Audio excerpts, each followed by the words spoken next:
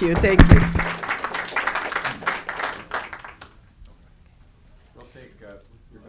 We'll take two more questions and then we're going to have. Okay, well, thank you for the opportunity. My name is Victoria Bingham. Thank you, Mr. Chairman, Mrs.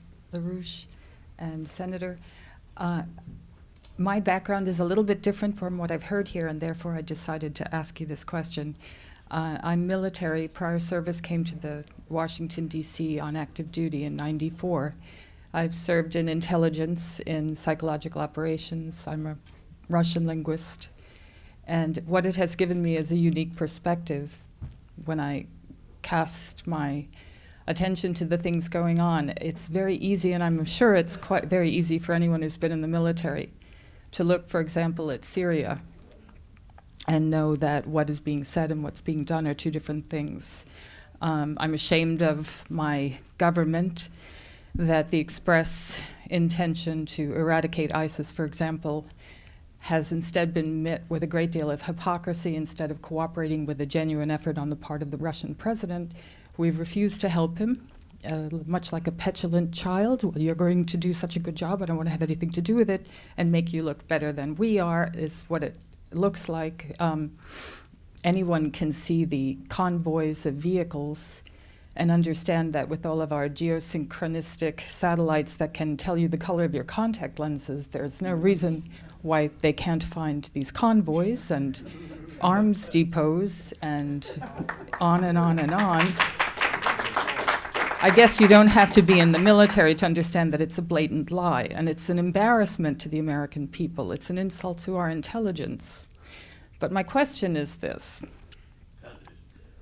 Well, your statement's already so great, we don't know what the question is.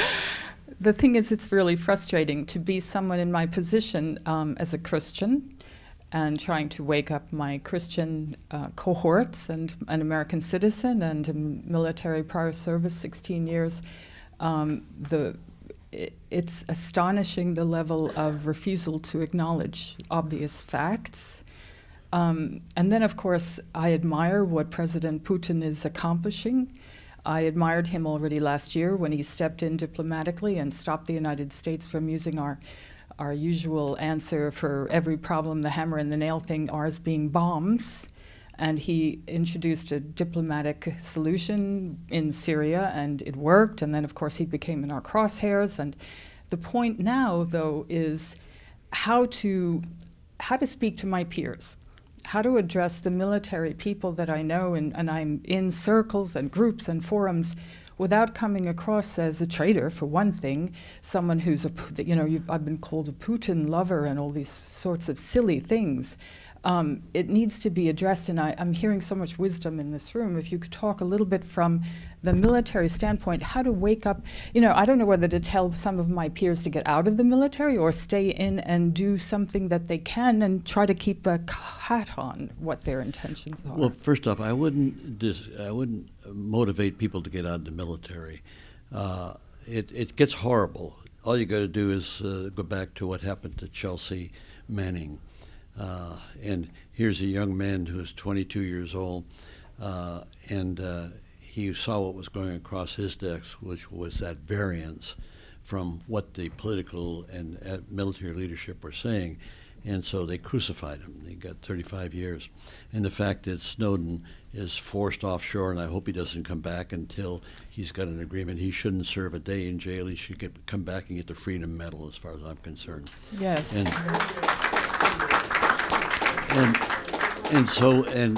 I hope that Julian Assange can find a way to sneak out the embassy and get to a decent location.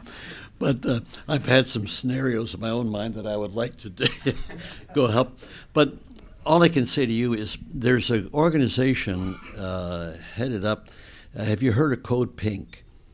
I have heard of them. I don't know anything. Boy, about them. investigate them. Look online. Ann Wright, who's a retired colonel, is one of the. In fact, she's involved in some event coming up shortly. Ann Wright, WRIGHT, and contact her, and because she comes from a military background and has been extremely forceful and very effective, and so. But I would try to keep your contacts open to the people that within the military. I know that in many cases I've been protected, personally protected by people that I don't know who they are, but I know I'm walking under a star, and that's from people within the government who will make sure that good things happen from the seat that they're in. Not everybody has the ability to stand up like you're standing up, or I have with my military background and intelligence, and so I would just say keep up what you're doing.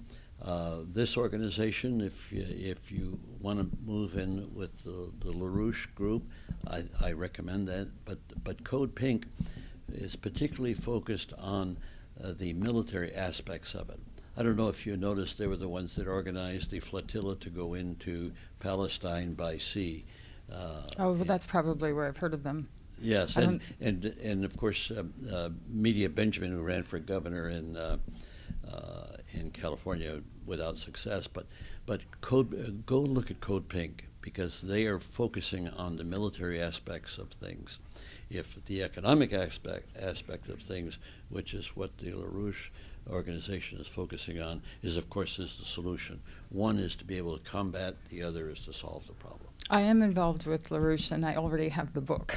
Great. I'll get the other one. I read it.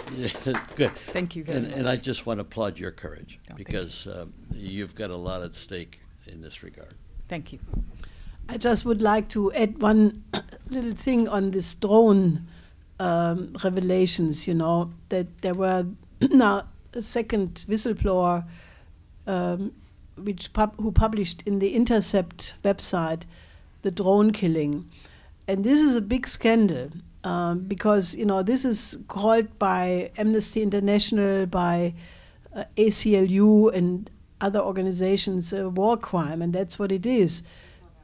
Right. So, I think that there is a chance that if we get enough people to, mobilize on that the Congress should investigate this. This is not just the 28 pages, but, to have people being killed for no good reason, and I agree with you, and I'm very happy you are saying this, that it's not just Americans who count, because, whenever they say 5 Americans were killed and then 500 other people, there are people too. What now is coming out is that the decision of making kill lists have been done by Obama personally, and that 90% of these people were innocent civilians and only retrospectively have been put as terrorists on these lists to justify that they were being killed. Now, this is incredible. And I think that, we have to have, if the United States is not remedying that, they have lost also in the eyes of the whole world any pretext to be a law nation. They have become a lawless nation. And there was even in the German Bundestag, in the German parliament, a former drone pilot who said that he quit doing that because he couldn't take it anymore. To do this for years and years, it destroys people. So in the German Bundestag, there is an investigation about this, and there is a growing movement in Germany to close down Ramstein, because Ramstein is the base from which these drones attack occur. They could not be launched from here, for it has to do with the curvature of the planet. So Ramstein is the place where all of this killing occurs from, and this has to stop. This is like, war crimes, war criminals running the globe. And I think that we have to put pressure on the Congress. They should have an immediate investigation and bring people to justice. Thank you so much for bringing that up. I'll just make this short comment. Yes, that's been the core of my what really breaks my heart too. I did read that Intercept article, and unfortunately, we have too many people in this country. I'm deeply embedded 40 years in Christian circles, and they will write to me and ask for someone to pray because their house is about to be burned down in California, or it's getting carried away by the floods in South Carolina. And I think to myself, you know, the concept of praying for this individual over this problem when we're ignoring the fact that, you know, how many hundreds of thousands of people have been either killed or displaced in other countries. At what point do you make a value judgment and say that if it's for the American, we should get upset? And I can't get people upset enough. I've had people write on their blogs that, oh, you know, Christians shouldn't get excited. I said, well, excuse me, Nehemiah got excited, and so did Daniel when they were praying. They were saying, this is, you know, outrageous, we need to stop. And when they asked me for prayer for the people in South Carolina, I pointed out that how much of this is a parallel universe, which is the name of my blog, because the scriptures say that the enemy will come in like a flood. And it's an analogy. And we're getting these floods all over the country, in some places in biblical flooding and apocalyptic fires. When are they going to wake up and notice that God is trying to tell them something? Keep the fire in your belly. It's great. Yeah. Keep the fire. Let me ask both